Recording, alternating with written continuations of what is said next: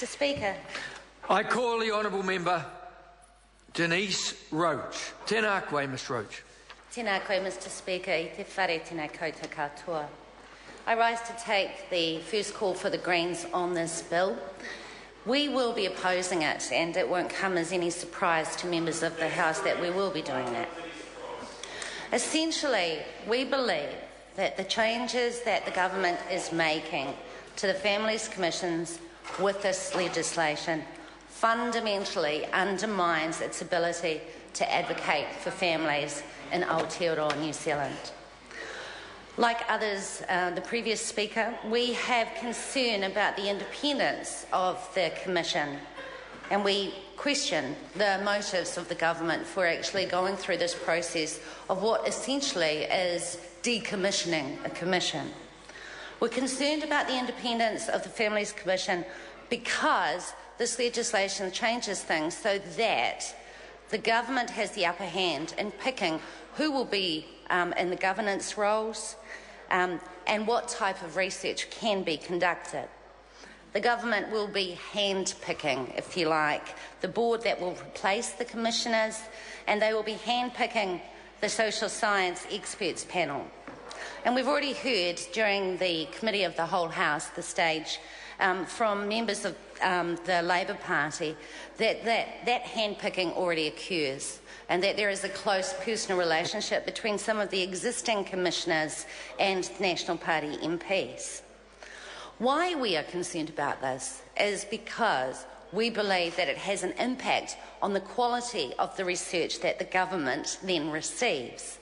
And that is important because governments should be receiving strong, independent research that underpins the policies that they want to enact to make a better society for our families and children.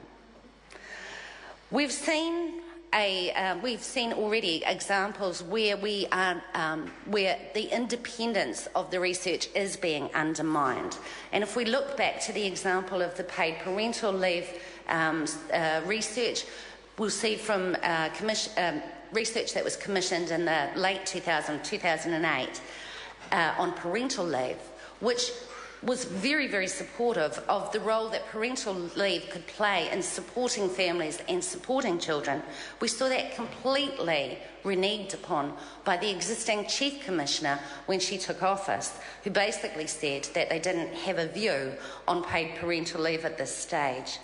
Nothing's changed. The research didn't change.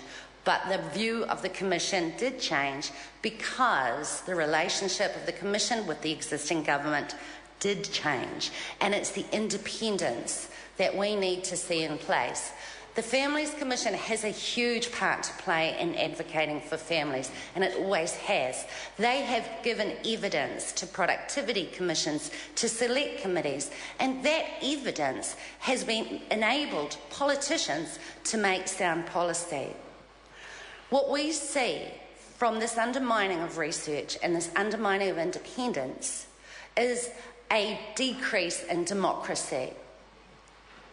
That's what happens when we don't see free and frank advice being offered from independent organisations that work alongside the government. What we see is a dumbing down of the policies that get made. What we see is evidence being presented to government and ministries and ministers to make decisions that is based on the policies that they want to have in place. And we do see this happening. We see this with the welfare reform panel that was set up. We see these things being set up which will actually reinforce the government's position, and that's not free and frank advice. When we take into account at the same time that if we are wanting independent research, that we need to be relying on third parties to provide it. What we're starting to see is that they too are being stifled in their ability to give free and frank advice. And again, that's an undermining of democracy. And I'm thinking very As an example of this, I'm thinking of universities where academic researchers are now stating quite clearly that they don't feel they can give too much of a critical opinion on the government policies of the day in case they lose their funding. We're seeing this in the community and voluntary sector as well. And we see this with submitters who came to the Select Committee, that some people are actually too scared to offer an opinion, an independent opinion, because they fear that the government's tentacles will reach and pull away the funding that they exist on. And that's why the Families Commission is even more crucial than ever. It is, or was, before these reforms, was an independent body that was charged with advocating and putting together the programs that would lift our families out of poverty and the social harms that they're facing today. We suspect that, like previous speakers, we suspect that the Families Commission will eventually become a government department with all pretence of independence removed. I just want to go back to research again and just talk about that a bit, because in the research sector there are some alarming things that are happening. The Families Commission had a role in ensuring that the collection of research was put in one place and could be utilised. When we changed the Families Commission so that they're now sort of contracting out that role, if you like, we also undermine the very existence of some of these research organisations. And the one that springs to mind most is that of Ngā Pai o Te Maramatanga, which is a Māori research organisation which is currently has their funding in jeopardy because the people who make the decisions about the funding for research for them is the New Zealand Royal Society. They're sort of like a second tier of contractor, if you like, and they determine how the funding pie is cut. And this time they've cut Ngā Pai o Te Maramatanga out of the picture altogether. What worries me about this is that we don't really know how the New Zealand Royal Society, how they made that decision. We don't know whether they have Māori on their board who are making those decisions, and we certainly don't know if they are valuing the research that's coming through. And I would have thought that we need more research specifically for Māori, because in every social indicator of deprivation, Māori are overrepresented. Mr. Speaker, one of the things that I've always loved about the Families Commission has been the White Ribbon Program. Thank you. The work that they have done to support men to take responsibility and step up and say that violence in families is not okay.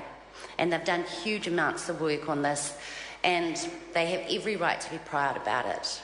My concern is that with the changing nature of the Commission, that program will also change. And we heard in Select Committee quite recently that they are looking at partnerships in the private sector to keep it going. And that's what worries me about that is, are we suddenly going to have Sky City White Ribbon Day?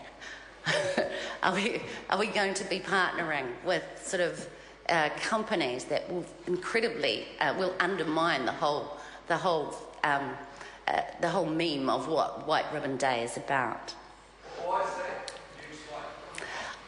I'm worried. I am absolutely worried that partnership with organisations that promote family, I am concerned that the Families Commission on White Ribbon Day... Order. Thank you. That the Families Commission could partner with organisations and companies that actually contribute to family harm and violence in Aotearoa, New Zealand. And when I say that, I'm referring to the alcohol industry and gambling sector. Mr. Speaker, just to wind up, this government is obsessed with meddling in places... I'm sorry to remember. Can I just remind members that it's a long-standing convention in this House that when you're in the crossbenches and you're close to someone who is addressing the chamber, that any interjections on the speaker have an effect on the microphones. And as I said, it's a long-standing convention, so would members please respect that? I call the honourable member Denise Roach. Okay. This government, Mr Speaker, is obsessed with meddling in places where it's undeserved and unwarranted. We will be opposing this bill because we support advocacy for families, and this government is undermining that. Point of order, the honourable member Dr Rajan Prasad. It is a point of order. Please, points of order to be heard in silence. Mr Speaker, in the light of what has been said by Minister Lee, I seek leave of the House to make a personal statement. Is there any objection to that course of action being taken? Order. Is there any objection to that course of action being taken? There is none. Dr Rajan Prasad.